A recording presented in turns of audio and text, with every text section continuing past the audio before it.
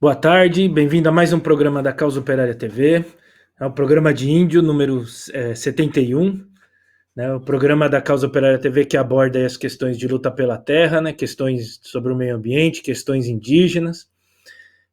O programa vai ao ar toda quarta às 16 horas, né? E é apresentado por mim, Renato Farac. Bom, sempre antes de começar aqui a gente faz um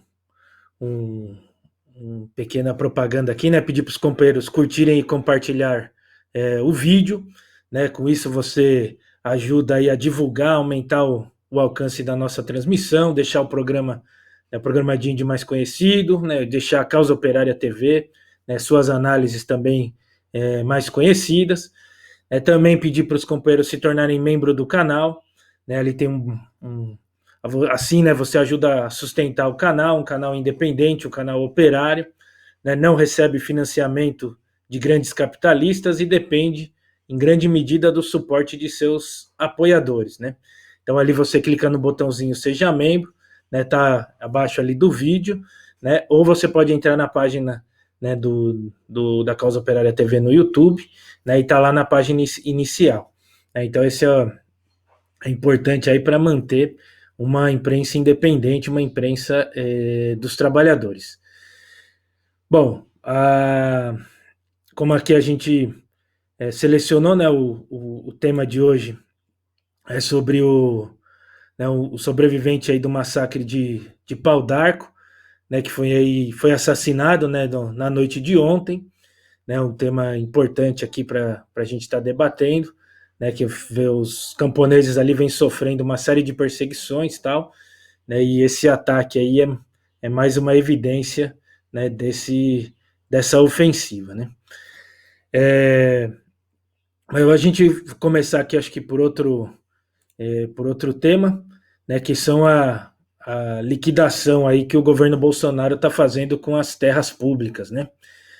O governo anunciou ontem, né, junto que no estudo aí feito pelo BNDES, né, e firmou acordo aí com 6 estados, né, para privatizar 26 unidades de conservação, né, então parques nacionais, reservas, florestas nacionais, tudo estão autorizadas aí, vão a leilão, né, no próximo período. O governo já tinha feito isso há um período atrás, né, vem fazendo, né, fez 2019, fez 2020, há 2 semanas atrás, fez um leilão aí para privatizar, acho que, se não me engano, foram 4 unidades de conservação. Bom, essas unidades de conservação, né, são áreas aí, compreendem aí milhares e milhares, né, centenas de milhares de hectares de terra. Dentro dessas unidades de conservação, tem áreas que são, além do valor ambiental, né, são áreas de grande interesse econômico para turismo, né? É o Parque Nacional do Iguaçu, né, que compreende aí também as cataratas, né, o Parque de Jericoacoara, no Ceará, né, dos Lençóis Maranhenses, né, são as 3 áreas aí mais visitadas do país, né, áreas aí que compreende milhares e milhares de turistas, né, um volume de dinheiro muito grande, né, e isso né, vai ser entregado aí de mão beijada, né, para os tubarões aí da iniciativa privada, né? A gente já sabe como é que funciona, né? O parque perde por a sua, né, inclusive o porquê foi criado, né? Perde a, a fundamentação da sua criação e é entregue aí para meia dúzia de capitalistas, né, de empresas capitalistas lucrarem aí com esse enorme patrimônio. Né, as consequências de imediato impedir o acesso da população, né, isso daí vai trazer um custo maior para a visitação, né, vão restringir ainda mais, né, que a população tenha acesso a essas gigantescas áreas, né, que já tem um filtro, né, mas agora com mais taxas, cobranças cada vez maiores de visitação, né, cobrança pelo que tem lá para fazer, né, sei lá, nadar, andar de bicicleta, esse tipo de coisa vai ser cobrado também, né, então fica fica essa denúncia aí, né? Duas, eu acho que vem que traz, né, que esse governo não tem absolutamente nada de nacionalista, pelo contrário, né?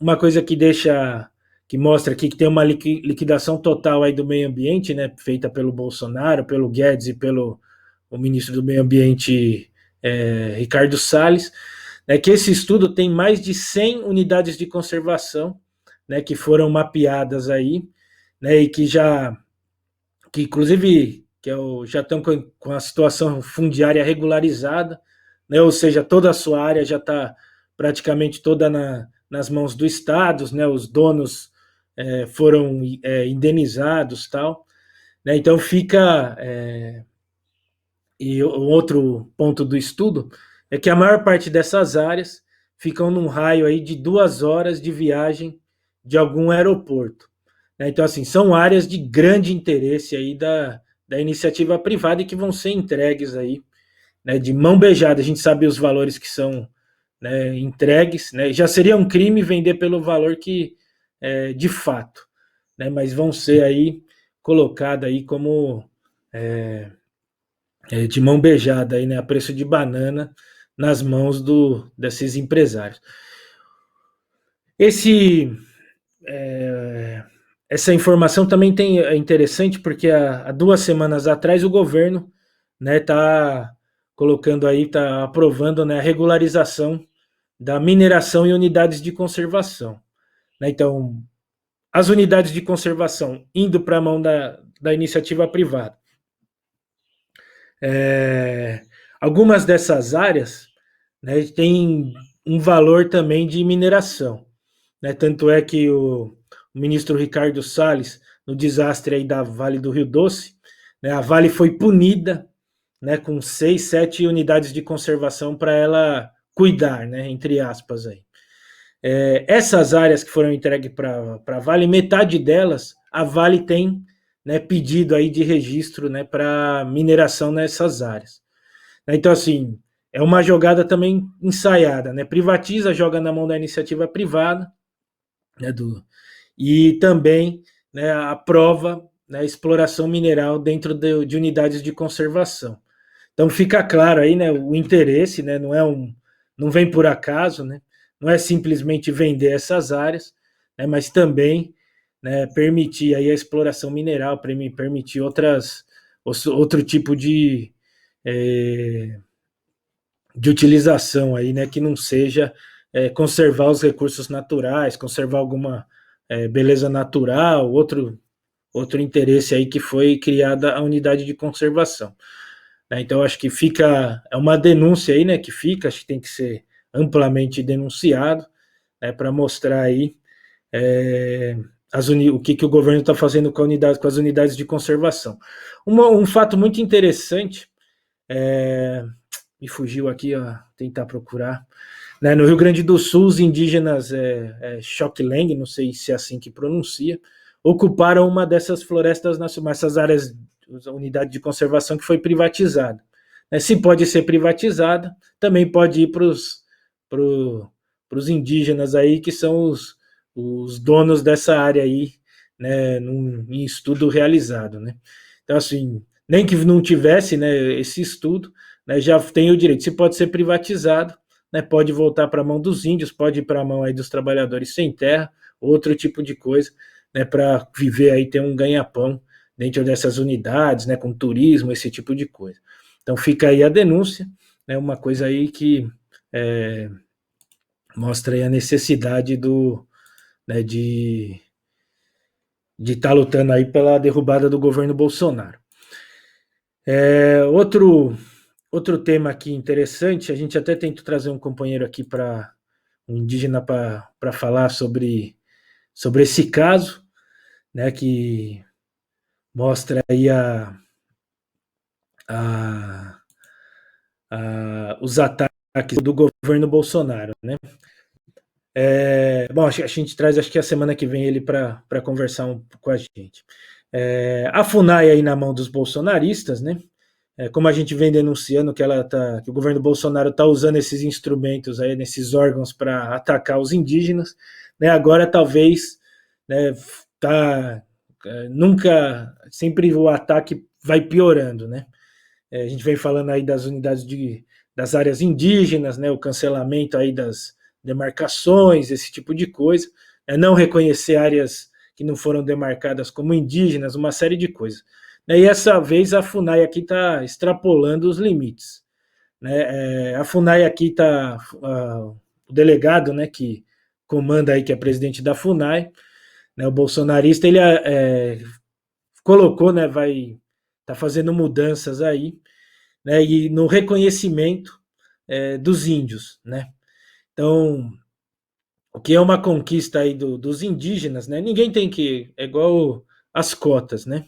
De negros nas universidades, né? Nos indígenas. Não tem que ter comissão para identificar se o cara ou não é negro, né?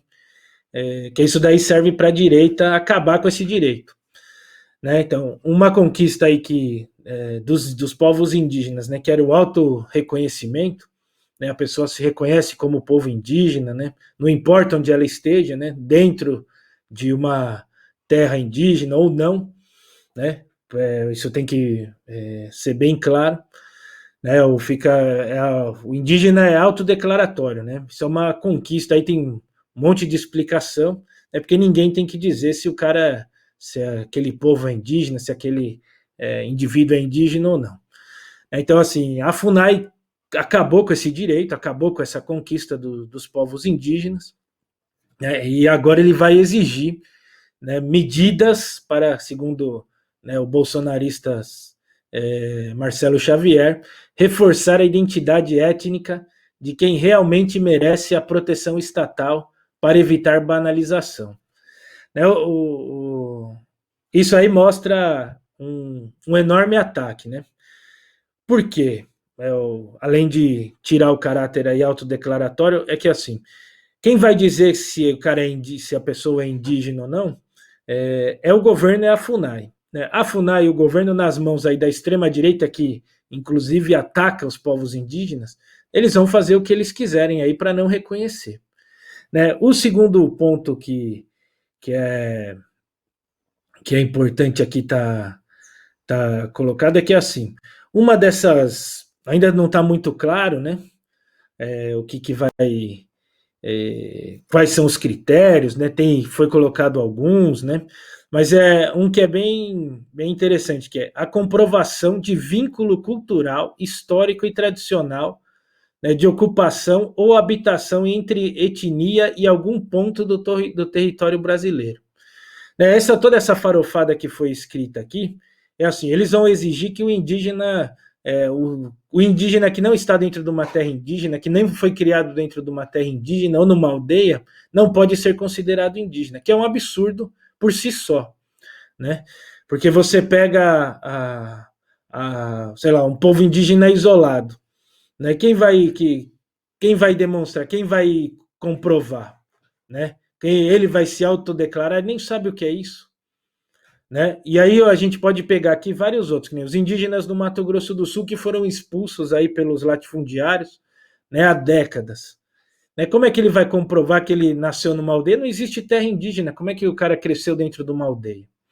Né? Como é que o cara comprova os seus costumes, que ele passou, que ele tem um modo de vida diferente? Nada disso daí ele vai conseguir comprovar. Por quê?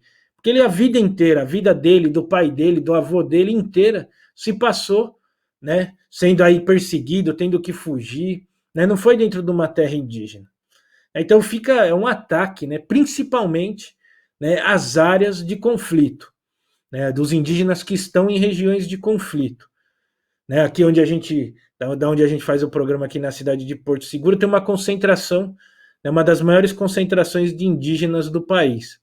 Né? Então, muitas das terras indígenas aqui não foram demarcadas. Né? Tá em processo, nem foram ainda iniciado o processo. Muitas delas não comportam, né, a quantidade de indígenas que tem nela. Né? Então, o modo de vida indígena, a direita, os latifundiários confinaram os indígenas a uma área muito pequena. Como é que o cara vai preservar os seus costumes, né, de caça, de coleta. Claro que isso não existe. Né? Então, perto da cidade, eles vão trabalhar na cidade, porque inclusive não conseguem viver da terra deles. Então, é um dos maiores ataques aí. Né? Isso tem que ser amplamente denunciado, né? Esse tipo de ataque, né? Mostra aí que o governo Bolsonaro não está, né, não vai parar na sua sanha, né, contra não só os povos indígenas, né, mas no caso dos povos indígenas isso vai ser cada vez mais aberto, né? Esse acho que é o maior deles. Então assim, outros casos, né? Eu acho que também aqui do extremo sul no sul da Bahia, né? O caso dos Tupinambá de Olivença, que inclusive foram dados como extintos pela direita, né? E, e conforme aí foram os anos, a luta foi se organizando, né? Os indígenas foram se reagrupando, né? E aqui na região de Ilhéus, de Una, de Buerarema, né? Eles estão retomando aí a sua terra, né? Historicamente, né? Tem inclusive relatos, fatos, documentação, tudo comprovação de que eles viveram naquelas áreas, foram expulsos aí pelos latifundiários, né? Pelos barões do cacau, né? Tiveram que se refugiar, né? Foram para outros, muitos tiveram que ir, inclusive, para outros estados. Né? E na hora que começam a se reagrupar, você não vai reconhecer eles como os indígenas porque não viveram não vivem em aldeia, não, é lógico que não. Né? Eu acho que isso daí tem que ser amplamente denunciado. É um dos maiores ataques aí, né, aos povos indígenas do último período. Né? Tem que ser amplamente denunciado e a gente está vendo aí, talvez na próxima semana a gente traz aí um companheiro indígena aí para falar sobre isso, sobre esse fato. Então não acompanhem aí. Bom, acho que aqui rapidamente, né? Também denunciar aqui que é o fato da vacinação, né? A gente está vendo aí a direita fazer uma ampla demagogia, né, com os indígenas, com os quilombolas, com as mulheres, com os negros, e né, fica tirando foto, né? Já dá até vontade aqui né, do Dória vacinando aí, né, uma comunidade quilombola, né, sendo que é o mesmo Dória que destruiu, né, o ITESP, que é o órgão, né, que titula as terras quilombolas, né, então, no estado de São Paulo. Né, então, ele vai lá e faz demagogia, chora, né, faz aquela farofada toda, né, que a esquerda não denuncia, ainda vai lá e apoia. Então, o Dória, o científico, né, faz essa demagogia. A gente está vendo isso em um monte de outros locais, né, sempre um indígena, né, uma mulher indígena, uma mulher negra, né, sendo vacinada, e não sei o quê. O que as denúncias que estão aparecendo aqui? A, né, em Manaus, né, no Amazonas, né, onde que tá talvez não, o estado com maior crise sanitária, aí, né, um caos que se estabeleceu, que a direita, né, se estabeleceu aí no governo, né, está causando aí na pandemia, né, o governador aí ligado ao Bolsonaro, né, prefeito, tudo esse de Manaus, tudo esse tipo de coisa. Então, em Parintins, né, o diretor do Distrito Sanitário Especial Indígena, né, que é a DICEI, né, que eles falam, né, de Parintins, né, que o Distrito Sanitário está ligado à CESAI, Secretaria de Saúde Indígena, né, que está ligado ao SUS, que cuida especialmente dos povos indígenas aí, né, da questão da saúde, está denunciando o desaparecimento aí de quase 10 mil doses de vacina que seriam utilizadas aí na imunização dos povos indígenas. Né? Tem toda uma explicação de grupo prioritário. Então foi feita uma grande propaganda, mostrou lá, né, vacinando uma mulher indígena, não sei o quê. Né? E o Ministério da Saúde anunciou 17.760 doses, né? Mas a coordenação dali, né, o DICEI, né, o Distrito de Saúde Indígena, só recebeu 8.075.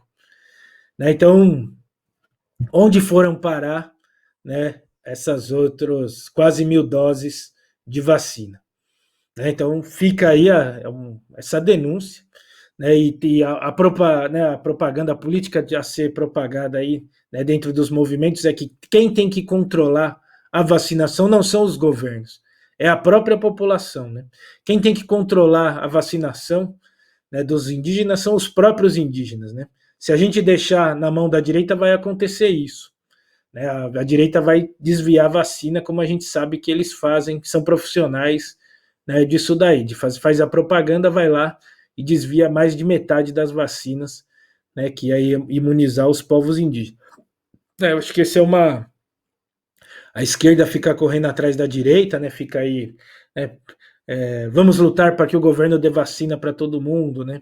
Vamos lutar pelo auxílio emergencial, né? Só que o pessoal se esquece quem vai executar, quem vai organizar a vacinação, a distribuição, né? O auxílio emergencial, tudo é o governo Bolsonaro, né? É a direita, que aí eles vão executar do jeito que eles querem, né? Inclusive impedindo para sobrar dinheiro e nesse caso aqui sobrar vacina, né? Para os cupinchas, né? Para a burguesia, para os latifundiários, enquanto os povos indígenas aí adoecem nos hospitais, né? Ou nem chegam aos hospitais, né? Como a gente está vendo aí, né? Mata o povo sufocado porque não fornece o mínimo, né? Que é o oxigênio.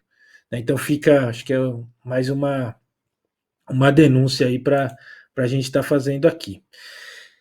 Bom, o outro tema que eu acho que é importantíssimo, eu vou avançar aqui por causa do andar aqui da hora, né?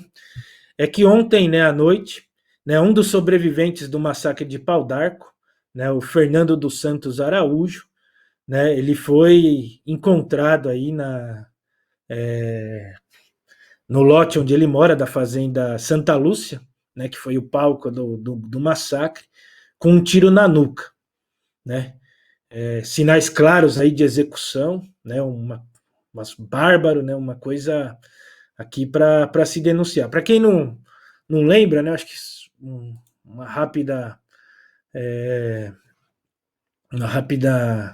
passagem aqui, o massacre de Pau d'Arco, né, ocorreu aí no Pará, né, no município de Pau d'Arco, né, a fazenda aí foi ocupada aí pelos sem terra, os trabalhadores sem terra, né, uma área devoluta, uma área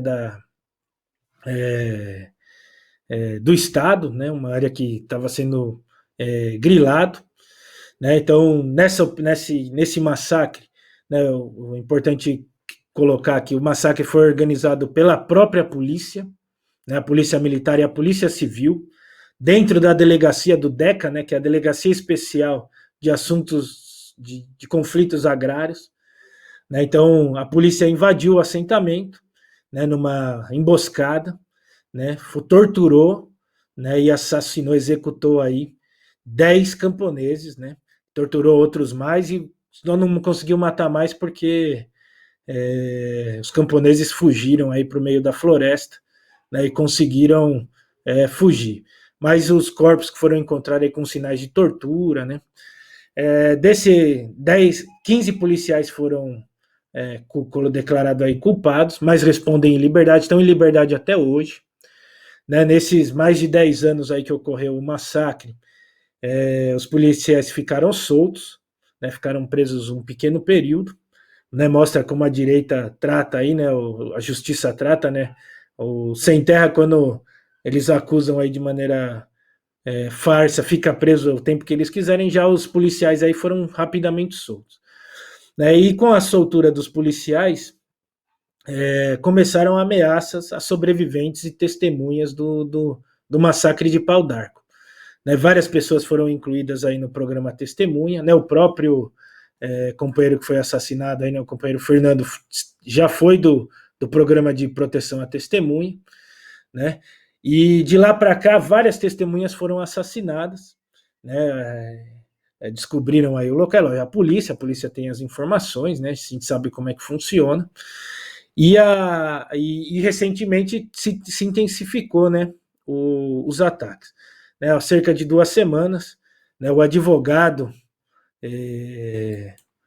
que acompanhava as famílias, né, do massacre de Pau d'Arco, né, o companheiro José Vargas Sobrinho Júnior, né, foi preso, né, com uma acusação aí de ser que ele mandou uma mensagem, né, de maneira irônica, né, falando aí que um companheiro tinha desaparecido, uma liderança de uma associação que ele também faz parte, né, e a polícia, logo na manhã do dia 1º, invadiu a casa dele e prendeu o companheiro, né, porque o cara deu uma declaração irônica num grupo do WhatsApp. Né, então esse companheiro inclusive ele denunciava a justiça, denunciava a atuação da polícia, né, ele foi preso e foi solto, se eu não me engano, ontem também. Ontem ou hoje, confirmar aqui essa informação. Bom, e aí, né, para se completar, né, para inclusive vem para a direita vem bem a calhar, né, com a soltura do advogado, né, o companheiro aí Fernando foi assassinado, né, executado com um tiro na nuca. É uma coisa bárbara, né, que a gente tem que denunciar. Esse é esse companheiro que foi assassinado.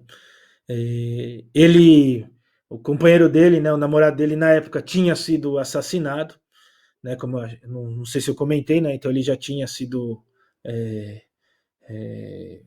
assassinado, né, ele ficou como testemunha, né, inclusive como testemunha do assassinato ele viu o companheiro ser assassinado pela polícia, né, e ele entrou, né, e no programa de testemunha, né, voltou, né, para a fazenda, para o assentamento aí, né, na fazenda Santa Lúcia, né, inclusive tem uma declaração dele, né, que foi a Comissão Pastoral da Terra colocou, né, que ele falou: a gente já pagou por essa terra com o nosso sangue, né, então agora novamente mais um assassinato bárbaro, né, tem que ser denunciado aqui, né, porque os policiais, né, estão soltos, os mandantes estão soltos, todo mundo sabe quem é, né, só não se faz porque a justiça, né, defende o latifúndio, né, e agora eles vão aí, continuam, né, sua saga, sua perseguição contra os sobreviventes, as lideranças, as testemunhas, né, de um dos maiores massacres da história recente aí do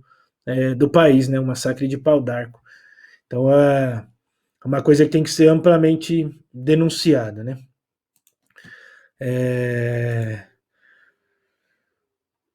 O que fica nesse caso aqui, né, também nesse caso, né, mostra que de todas as maneiras que eu acho que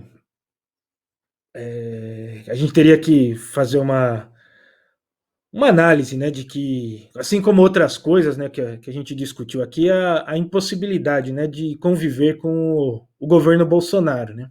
Tudo isso daqui é fruto do que está acontecendo, né, do incentivo que o governo tá fazendo, como ele deixa, né, os latifundiários agir da maneira que eles querem, né, agir da maneira que eles acharem necessário.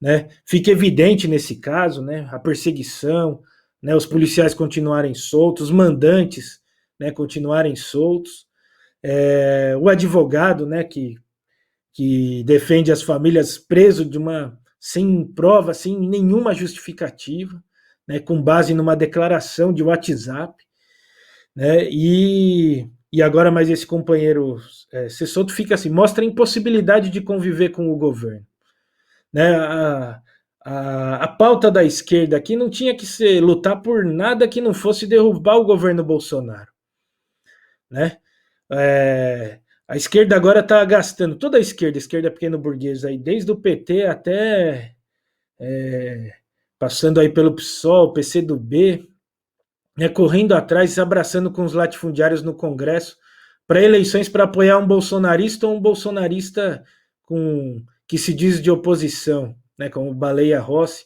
mas que não colocam na pauta, sequer colocam na pauta, né, o impeachment, que seria inclusive uma forma controlada pela burguesia aí de tirar o governo, né? Enquanto isso o governo a esquerda fica nesse corre-corre, né, fica, vamos colocar o auxílio emergencial, vamos esperar a vacina, né? Eu acho que os companheiros, inclusive da luta pela terra, né, que a gente vem acompanhando, né, vamos aguardar a vacina para lutar por fora Bolsonaro. É igual no caso dos indígenas aqui, que a gente discutiu anteriormente. Não dá para esperar vacina nenhuma, porque ninguém vai ser vacinado. A gente já viu a incompetência aí, que são os governos da direita, né? O próprio Dória, como todo mundo colocou como científico, né? Aqui no caso de Porto Seguro, o quarto município que mais recebeu vacinas no estado da Bahia, né? É um dos piores na taxa de vacinação, porque o prefeito aqui é da direita, é bolsonarista, né? O Jânio Natal. Então, assim, não adianta ficar cobrando vacina se quem vai executar é a extrema-direita, né? É a direita, é o governo Bolsonaro. Né? A pauta aqui não deveria ser correr atrás do Baleia Rossi, mas correr atrás para botar o povo para derrubar o Bolsonaro. Né? Fica inviável, né? Como a gente está vendo aqui, não tem que ter outra pauta. A pauta da reforma agrária não é terra, não é crédito, não é nada nesse momento. Né? O pauta nesse momento aqui é derrubar o governo Bolsonaro pelo povo, pelos trabalhadores. Né? Não tem outra opção, não tem Baleia Rossi, não tem Arthur Lira, não tem nem a Luiz Erundina, que é uma farofada a candidatura dela. Então nós temos que aqui denunciar isso daí, denunciar o papel da esquerda, né, que enquanto aí os companheiros estão sendo assassinados, presos, né, presos políticos, outras coisas, né, Força Nacional e não sei o que, demissões, a esquerda fica brincando aí de luta dentro do Congresso Nacional, né? Você vai lá e chama os bolsonaristas de assassino, eles gostam, né? Chama o Bolsonaro de genocida, ele nem liga para isso.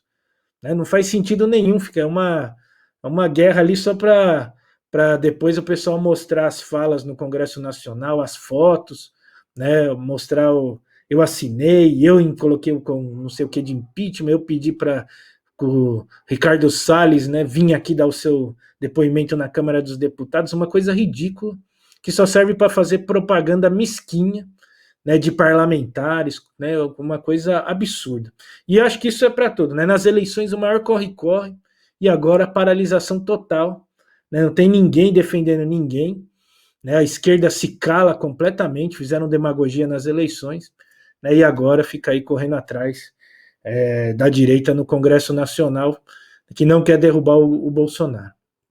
Então, acho que fica a denúncia, né? Eu acho que um absurdo, uma barbaridade, esse assunto não se encerra aqui, né? Vai sair bastante matérias aí na causa operária, né? Acompanhem aí a editoria de Moradia e Terra, né? Porque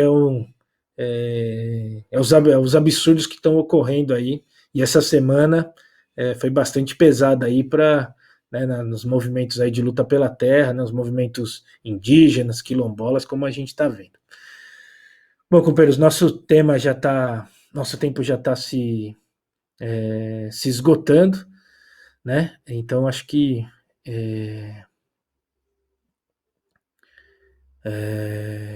bom, vai dar tempo de falar aqui no chat, mas agradecer os companheiros que estão vendo aqui, né? Os companheiros do chat, fazer aqui última propaganda aqui, né? Pedir para os companheiros se inscreverem aí no curso, né? O que foi o stalinismo, né? O curso da 40ª Universidade de Férias do PCO, né? Estamos agora na quarta semana, né? Então o companheiro Rui Costa Pimenta, né, ministrará aí a 7ª aula do curso, né? Ministrou, né, a 7ª aula do curso, vamos para a próxima. Né, então aí ocorre 2 vezes por semana, né, toda terça e quinta, né, das 19 às 22, né, durante 8 semanas. Né. O tema é o stalinismo, né, o fenômeno do stalinismo, né, analisado aí de maneira detalhada, traçando suas origens históricas, seu significado político e suas etapas da evolução. Né, as aulas são fechadas e realizadas num site próprio, né, com a cobrança aí de uma taxa simbólica de R$100, que também permite o acesso ao material e ao curso durante 6 meses após as aulas.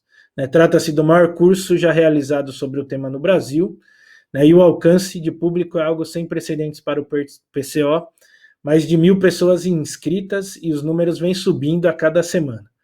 Então aí não deixe de participar, né, entre lá no site, né, universidademarxista.pco.org.br, e lá você faz a sua inscrição. Então eu queria agradecer a todos os companheiros, né, pedir para os companheiros não perderem aí as aulas, ou o programa de índio, né, o programa que fala da Causa Operária TV, que aborda as questões indígenas, de luta pela terra, né, questões ambientais. Vai ao ar toda quarta-feira, às 16 horas. Não percam. Né, e continue aí na programação, né, o próximo, o J5, né, que a Causa Operária TV continua ao vivo. Muito obrigado e até a próxima.